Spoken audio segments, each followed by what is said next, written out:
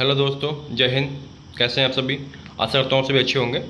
जैसा कि हमारी इस वीडियो का पार्ट उत्तराखंड में ऐतिहासिक शासनकाल, उसके बारे में हम पढ़ रहे थे। उसकी हमारी 3 वीडियो हो गई थी, 3 पार्ट हो गए थे। इसका चौथा पार्ट है, उसका आगे हम पढ़ेंगे उसके बारे में।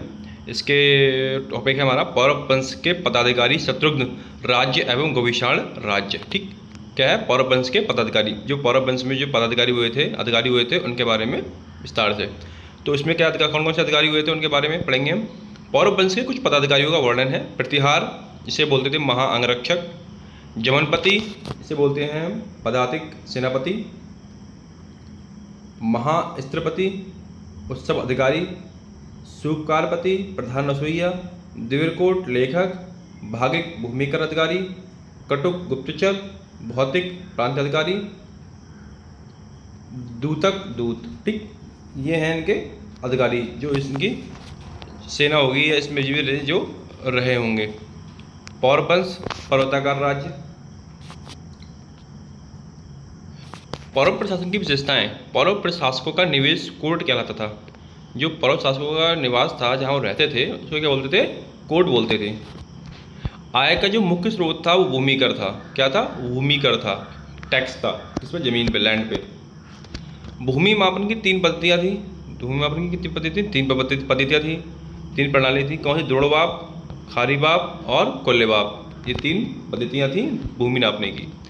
2 प्रकार की भूमि, केदार भूमि और सारी असिंचित भूमि। केदार भूमि कौन सी थी? सिंचित भूमि बोलते थे इसको हम, और सारी असिंचित भूमि। कुल देवता कौन थे इनके? वीरनेश्वर स्वामी। शासकों की उपाधि क्या थी? महाराजाधिकार परम भट्टारक। क्या थी? महाराजाधिकार परम भट्टारक थी की उपाधि थी। शत्रुघ्न राज्य, कन्याकुब्ज राज्य का दूसरा भाग। कन्याकुब्ज राज्य का दूसरा भाग शत्रुघ्न राज्य में टूटा था। चीनी यात्री के अनुसार इस राज्य के पूर्वी सीमा पर गंगा व उत्तर में हिमालय था और राज्य के मध्य में यमुना नदी बहती थी। क्या था? जो चीनी यात्री थे उनके अनुसार क्या था? इस राज्य का जो पूर्वी भाग था, पूर्वी सीमा पर गंगा व उत्तर में हिमालय, और राज्य के मध्य में यमुना नदी बहती थी। जैसे कि इस चित्र के द्वारा दर्शाया गया है, ये हिमालय है उत्तर में, पूर्व में गंगा है और राज्य के मध्य में यमुना नदी बह रही है। कनिंघम के अनुसार यह भाग सिरमौर गढ़वाल का हिस्सा था। जो कनिंघम थे उनके अनुसार उन्होंने अपनी जो तथ्य दिया है उसके अनुसार उन्होंने कहा है कि यह भाग जो था वो सिरमौर गढ़वाल का हिस्सा था। ठीक, चीनी यात्री जो ह्वेनसांग ने इस राज्य का वर्णन अपनी यात्रा वृत्तांत में किया है। चीनी यात्री जो ह्वेनसांग थे उन्होंने क्या किया था? इस राज्य का वर्णन अपने यात्रा जो उन्होंने की थी वो उसमें जो उन्होंने उनका जो जानकारी दी है वो अपने यात्रा वृत्तांत में दी है कि यह भी एक राज्य था। पूर्वी सीमा यहाँ पर दिखाया गया है। पूर्वी सीमा गंगा, उत्तर में हिमालय और मध्य में यमुना नदी। गोविशाण राज्य, कन्याकुब्ज राज्य का तीसरा भाग गोविशाण राज्य में टूटा था। जो कन्याकुब्ज राज्य का तीसरा भाग था वो क्या था? गोविशाण राज्य में टूटा था। कनिंघम के अनुसार गोविशाण राज्य में काशीपुर के साथ साथ रामपुर व पीलीभीत जनपद भी थे। क्या था? कनिंघम के अनुसार जो गोविशाण राज्य में काशीपुर के साथ साथ क्या रामपुर व पीलीभीत जनपद भी थे। ये 2 जनपद भी इसमें आते हैं उनके अनुसार। गोविशाण का विस्तार जो था पश्चिम में रामगंगा से लेकर पूर्व में शारदा नदी तक था। गोविशाण का जो विस्तार था वो कहाँ से कहाँ तक था? पश्चिम में रामगंगा से लेकर पूर्व में शारदा नदी तक था। कनिंघम ने काशीपुर के उज्जैन में बने पुराने दुर्ग या किले को इस राज्य से संबंधित बताया। कनिंघम ने क्या किया था? काशीपुर के जो उज्जैन में बने पुराने दुर्ग या किले को इस राज्य से संबंधित बताया है। शूद्र ब्रह्मपुर गोविशाण का उल्लेख युवान चवांग 624 ईस्वी की यात्री वृत्तांत में मिलता है। शूद्र ब्रह्मपुर गोविशाण का उल्लेख जो है वो युवान चवांग 624 ईस्वी की यात्री वृत्तांत में मिलता है।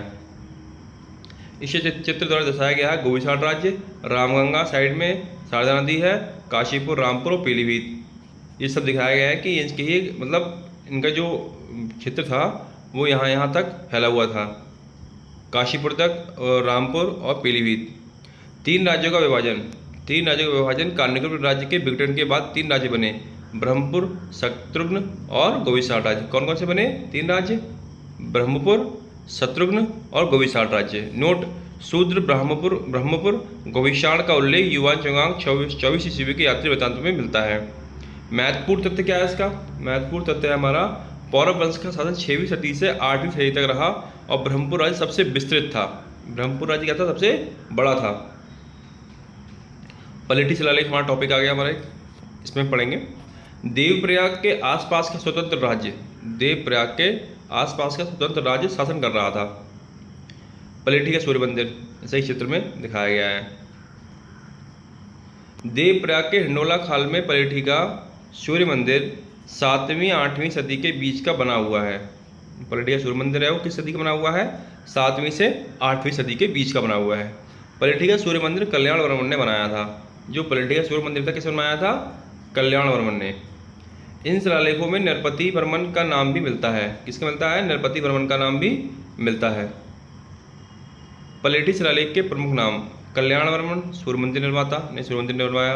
नरपति वर्मन शिलालेख में इनका उल्लेख मिलता है। ठीक, इस काल क्या था इसका? 7वीं से 8वीं सदी के मध्य। ठीक, स्थान कौन सा है? देवप्रयाग हिंडोला खाल, देवप्रयाग के हिंडोला खाल में। आदि गुरु शंकराचार्य, इनके बारे में पढ़ेंगे। तो आदि गुरु शंकराचार्य क्या है? कार्तिकेयपुर राजवंश के शासनकाल में आदि गुरु शंकराचार्य का आगमन राज्य में हुआ। कार्तिकेयपुर राजवंश था, इसके शासनकाल में आदि गुरु शंकराचार्य का आगमन राज्य में हुआ। नेक्स्ट पॉइंट, आदि गुरु शंकराचार्य ने 820 ईस्वी में केदारनाथ में देह त्यागा था। इस समय उनकी आयु कितनी थी? सिर्फ 32 साल थी, 32 वर्ष थी। आदि गुरु शंकराचार्य ईस्टगढ़ के समय उत्तराखंड आए थे। आदि गुरु शंकराचार्य अद्वैतवाद के प्रतिपादक थे। किसके समय आए थे? ईस्टगढ़ के समय आए थे। और किसके प्रतिपादक थे वो? अद्वैतवाद के प्रतिपादक थे। आदि गुरु शंकराचार्य द्वारा पूरे भारत में 4 मठों की स्थापना की गई। नंबर 1 ज्योतिर्मठ, पुरी, श्रृंगेरी और द्वारिका। शंकराचार्य का जन्म 788 ईस्वी में केरल के कालडी में हुआ और जो चेर साम्राज्य के अधीन था, जिनके गुरु गोविंद पाल स्वामी जी थे। कब जन्म हुआ? 788 ईस्वी में। आदि गुरु शंकराचार्य के पिता शिवगुरु व माता सुभद्रा थी। आदि गुरु शंकराचार्य के पिता कौन थे? शिवगुरु, माता कौन थी? सुभद्रा थी। तो शंकराचार्य द्वारा जो 4 मठ बनाए गए थे वो हैं: पहला ज्योतिर्मठ बद्रीनाथ, पुरी मठ जगन्नाथपुरी, श्रृंगेरी मठ कर्नाटक दक्षिण कर्नाटक, द्वारिका मठ पश्चिम द्वारिका। अधिष्ठाता देव नूरसिंह हैं, संबंधित वेद अथर्ववेद। अधिष्ठाता देव जगन्नाथ हैं, संबंधित वेद ऋग्वेद। अधिष्ठाता देव शारदा है, संबंधित वेद यजुर्वेद। और अधिष्ठाता देव इसमें शार्दुल कृष्ण हैं और संबंधित वेद कौन सा है इसका? सामवेद। आदि शंकराचार्य ने एक भारत श्रेष्ठ भारत की भावना को स्थापित किया और सनातन धर्म को पुनर्जीवित किया। महत्वपूर्ण तथ्य क्या है इनके? देहत्याग। इन्होंने देहत्याग कब किया था? 820 ईस्वी में केदारनाथ में किया था। कब किया था? कहाँ किया था? केदारनाथ में। 32 साल की उम्र थी इनकी। कितनी थी? 32 साल उम्र थी। जन्म 788 ईस्वी में कालडी केरल में हुआ, केरल के कालडी में हुआ सॉरी। दर्शन अद्वैतवाद, गुरु गोविंद पाल स्वामी, पिता शिवगुरु, माता सुभद्रा थी। इस वीडियो में इतना ही। बाकी अगर कोई गलती हुई हो, इसमें कोई छूट गया हो, उसके लिए क्षमा चाहता हूँ। और वीडियो अच्छी लगी हो तो लाइक करें, कमेंट करें और सब्सक्राइब करना ना भूलें और अधिक से अधिक शेयर करें। Thank you. जय हिंद, जय भारत एंड जय उत्तराखंड।